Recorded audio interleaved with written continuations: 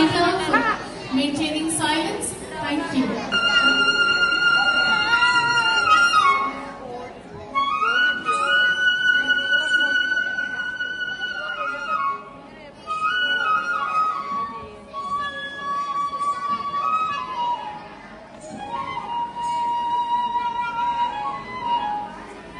ഇതാര് അന്യനാട്ടുകാരാണെന്ന് തോന്നുന്നു. ആ മുഖത്തേക്ക് നോക്കൂ, എന്തൊരു ദൈവിക ഭാവം. കണ്ടിട്ട് ഒരു കച്ചവടക്കാരനാണെന്ന് തോന്നുന്നില്ല.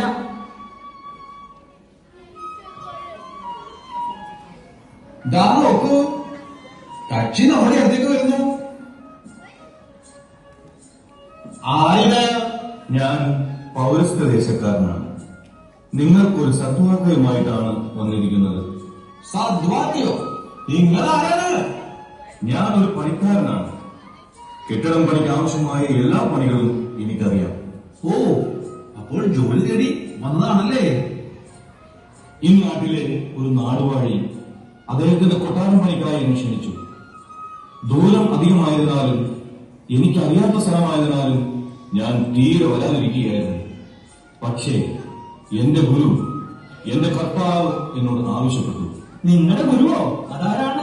സ്വന്തം ജനങ്ങൾക്ക് വേണ്ടി സ്വന്തം ജീവൻ ബലികഴിക്കുകയും മരണത്തെ ജയിച്ച് ഉദ്ധാനം ചെയ്യുകയും ചെയ്ത ഒരു ദൈവത്തെപ്പറ്റി നിങ്ങൾ കേട്ടിട്ടുണ്ടോ? നല്ല ശേലായി. അങ്ങനെ ഒരാളുണ്ടോ? അതാണ് ഞാൻ പറഞ്ഞത്. രക്ഷയുടെ സദ്വാർത്തയുമായിട്ടാണ് ഞാൻ വന്നിരിക്കുന്നത്. അപ്പോൾ നിങ്ങൾ നാടുവാഴിക്ക് വേണ്ടി കൊട്ടാരം പണിയാൻ വന്നതല്ലേ? ഉവ്വ്, അദ്ദേഹത്തിനു വേണ്ടി അതിമനോഹരമായ ഒരു മാളിക പണിയുകയും വേണം. നിങ്ങൾ ഏതോ ഒരു ഗുരുവിന്റെ കാര്യം പറഞ്ഞല്ലോ. അദ്ദേഹം എവിടെയാണ്? അതിവിദൂരമായ പൗരസ്ത്യ ദേശത്തു നിന്നും. നിങ്ങളെ അദ്ദേഹം തനിയെ വിട്ടത് എന്തിനാണ്? സുഹൃത്തെ, എന്റെ ഗുരുവിന്റെ അനുഗ്രഹമല്ല, അദ്ദേഹം തന്നെ എന്റെ കൂടെയുണ്ട്. എന്താണ് ഈ പറയുന്നത്? അതെ, അന്ധകാലത്തിന്റെ നിഴലിലിരിക്കുന്ന സത്യദൈവത്തെ പറ്റി ഒരിക്കലും അറിഞ്ഞിട്ടില്ലാത്തവർക്ക് സത്യത്തിന്റെ വഴി കാണിക്കാൻ വേണ്ടിയാണ് എന്റെ ഗുരു എന്നെ അയച്ചിരിക്കുന്നത്.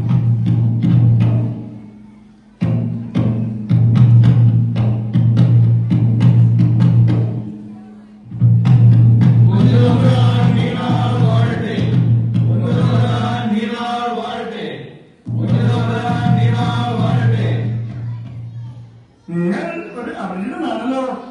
അതേ പ്രഭു, ഞാനൊരു വിദേശിയാണ്. ഞാനൊരു കൊത്തുപണിക്കാരൻ കൂടിയാണ്.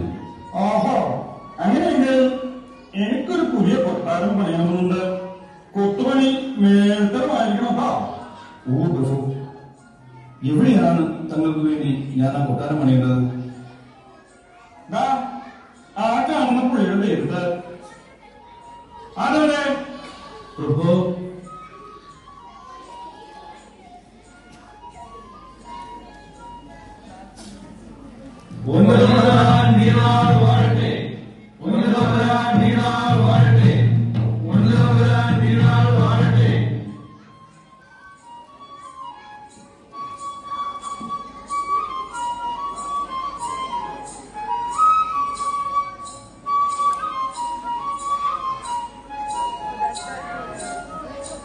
രാജാവേ, താങ്കൾക്കുള്ള മനോഹരമായ ഒരു മാളിക ഞാൻ പണിതു കഴിച്ചു.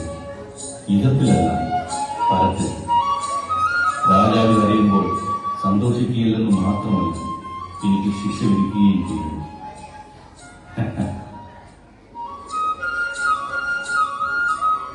ഗുരുവേ, ഗുരുവേ, എന്നെ സുഖപ്പെടുത്തിയാൽ ഗുരുവേ, അങ്ങയുടെ ദൈവമായ കർത്താവിന് എന്റെയും മുഖത്ത് മാറ്റാൻ കഴിയുമെന്ന് എനിക്ക് പൂർണ്ണ വിശ്വാസമുണ്ട്.